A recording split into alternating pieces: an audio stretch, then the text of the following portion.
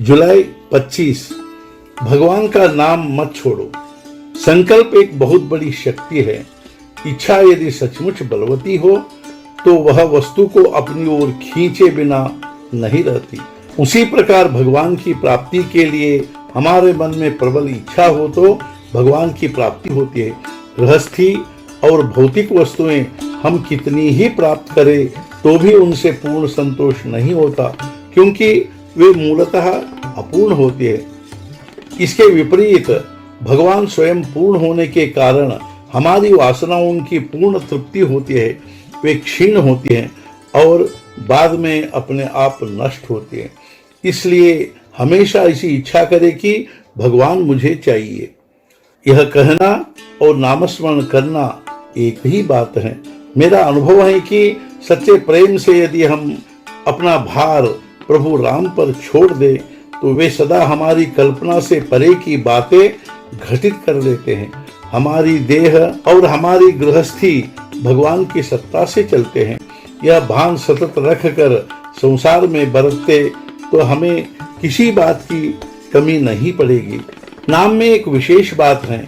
यदि हम विषय के लिए भी नाम ले तो भी विषय प्राप्ति तो होता है, लेकिन वह अपना काम यानी मन को निर्विषय करने का काम करके ही रहता है।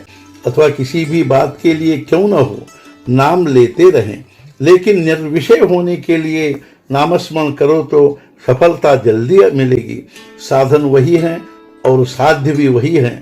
हमारे मन में यह दृढ़ भाव हो कि नाम एकमात्र सत्य है, इसके अलावा दूसरा कोई सत्य नहीं है, इसके अलावा दूसरा कोई साधन नहीं है। हम जब कोई भी काम प्रारंभ करते हैं तब जिसके लिए वह प्रारंभ किया है वह बात हम अपनी आंखों से ओझल नहीं होने देते। उसी प्रकार नामस्मरण करते समय हम वह क्यों कर रहे हैं इसका निरंतर ध्यान रखें। यह ध्यान सदा रखना, मैं भगवान का हूँ ऐसा जानना, इसी को अनुसंधान कहते हैं।